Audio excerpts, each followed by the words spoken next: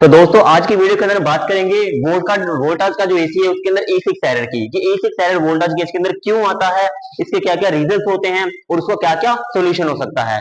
तो वोल्टाज एसी के अंदर E6 का जो एरर आता है, इसके जो मेन रीजन की बात करूं तो ये हमारा जो है कम्युनिकेशन का एरर है।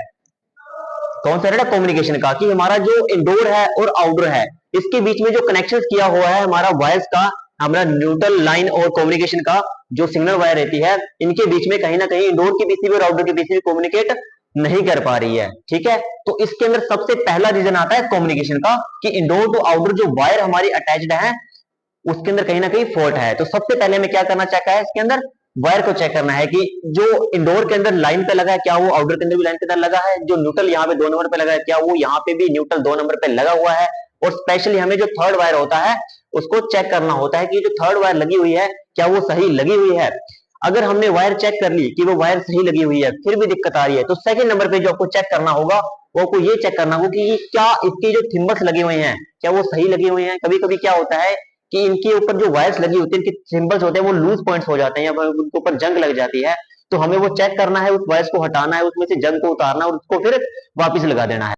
तो कभी कभी क्या होता है इसके थिम्बल्स के ऊपर कार्बन आ जाता है ना, तो उस कार्बन को हटाना होता है और इसको वापस लगाना है, उससे हमारी प्रॉब्लम सोल्व हो जाएगी। अगर मान लो वायर सही लगी हुई है और वायर्स के ऊपर कार्बन भी नहीं है, हमारे जो पॉइंट्स है वो लूज भी नहीं है, अगर वायर के कनेक्शन सही है, कार्बन नहीं लगा हुआ, तो थर्ड नंबर पे जो प्रॉब्लम आ सकती है वो ये हो सकता है कि इसकी जो पीसीबी होती है, इंडोर की पीसीबी या आउटडोर की पीसीबी, जो बीसीबी रहती है उनके अंदर भी प्रॉब्लम हो सकता है। या फिर हो सकता है कि जो हम कंडक्टर से पीसीबी के अंदर जो वायर कनेक्ट करते हैं उसमें भी प्रॉब्लम हो सकती है, तो वो भी हमें चेक करना है।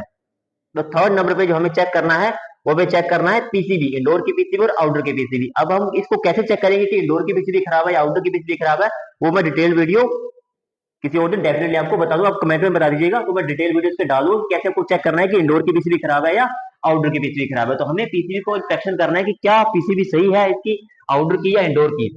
अगर हमारी पीसीबी भी सही है, इसके अंदर जो थर्ड वायर के अंदर जो हमारा सिग्नल आता है, जैसे कि वोल्टेज के अंदर अलग अलग, हर एक किसी का अलग अलग होता है ना भी, कितने वोल्टेज आ रहे हैं, डीसी वोल्टेज आ रही है, तो अगर पीसीबी सही है, वोल्टेज हमारे प्रॉपर आ रहे हैं, तो फोर्थ नंबर पे हमें जो चेक करना है वो हमें चेक करना है इसके सेंसर को। इसका जो सेंसर रहता है लाइक टेम्परेचर सेंसर या प्रेशर सेंसर, उसके अंदर भी प्रॉब्लम हो सकता है। तो आपको फोर्थ नंबर के ऊपर इसका जो सेंसर है वो चेक करना है। इसकी जो ओम रेजिस्टेंस होती है उसकी मैं टोटल पीडीएफ आपको डाल दूंगा डेफिनेटली।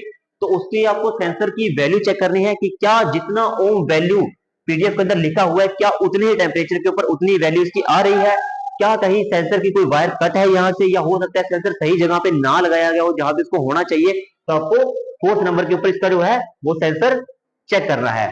ठीक है, ये आपको चार ही चीजें हैं जो मेनली इसके अंदर चेक करनी है अगर E6 एरर आ रहा है वोल्टेज के इन्वर्टर एसी के अंदर। अगर मैं फोर्थ नंबर पे बात करूं सेंसर की, अगर हमारी वायर सही है, कार्बन नहीं है, इंडोर और आउटडोर की पीसीबी सही है, तो फोर्थ नंबर पे हमें सेंसर चेक करना है कि जो हमारा सेंसर लगा हुआ है इंडोर के अंदर लाइक टेम्परेचर सेंसर या प्रेशर सेंसर, उसे भी हमें चेक करना है कि क्या वो सेंसर सही है, क्या वो सेंसर उसी जगह पे लगा हुआ है जहां पे उसको होना चाहिए, क्या उसकी जो वायर है क्या वो कहीं से कटी हुई तो नहीं है। अगर वायर सही है, सेंसर भी सही है, तो ही आप इसको चेक करेंगे। अगर बात करूं कि सेंसर को आप चेक कैसे करोगे कि सेंसर सही है या नहीं है, तो नॉर्मल सी बात, आपको मल्टीमीटर चाहिए होगा। इसके लिए आपको मल्टीमीटर को जो है इसकी जो प्रोब्स है, इसकी जो दोनों प्रोब्स है ये आप देख पा रहे हैं, यहाँ पे जो दो पिन रहती है हमारी है ना कुछ इस साइड से, यहाँ पे जो जैक के ऊपर हमारे पास दो पिन रहती है ना, तो आपको जो मल्टीमीटर है इसको किलो ओम पे सेट करना है। ये कुछ इस तरह से किलो ओम का निशान होता है, तो मल्टीमीटर को आपको किलो ओम के ऊपर सेट करना है। फिर इसकी ये जो दोनों थिम्बल्स इसके ऊपर लगा करके आपको चेक करना है कि इसकी जो किलो ओम्स के अंदर वैल्यू है वो कितनी आनी चाहिए।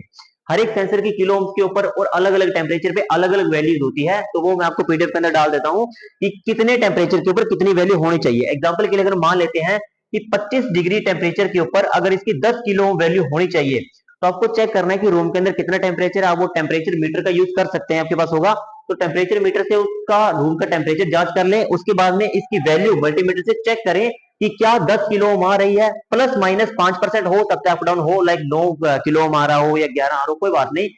तो मिनिमम मिनिमम 25 डिग्री टेम्परेचर के ऊपर 10 किलो ओम के अराउंड उसका वैल्यूज आनी चाहिए। अगर ये वैल्यू आ रही है तो मतलब हमारा सेंसर ठीक है। ओके, तो ये चार चीजें हैं जो आपको मेनली E6 एरर आने पे वोल्टेज गेन बैटरी को आपको चेक करनी है। इन चीजों को चेक करने के बाद में भी अगर आपको फिर भी कोई दिक्कत आ रही है तो आप कमेंट कर दीजिएगा कि फिर भी एरर नहीं आता या कोई और प्रॉब्लम आ रही है या फिर कोई और ऐसी कोई भी इश्यू है, कोई सा भी कंपनी को उसके अंदर कोई भी एरर आ रहा है तो आप कमेंट कर दीजिएगा हमें एक बार, तो आप इस उसी एरर की डिटेल वीडियो आपको मिल जाएगी। ठीक है, और लास्ट में ये कहना चाहिए अगर आपको वीडियो पसंद आई हो तो लाइक एंड सब्सक्राइब करें। Thank you guys.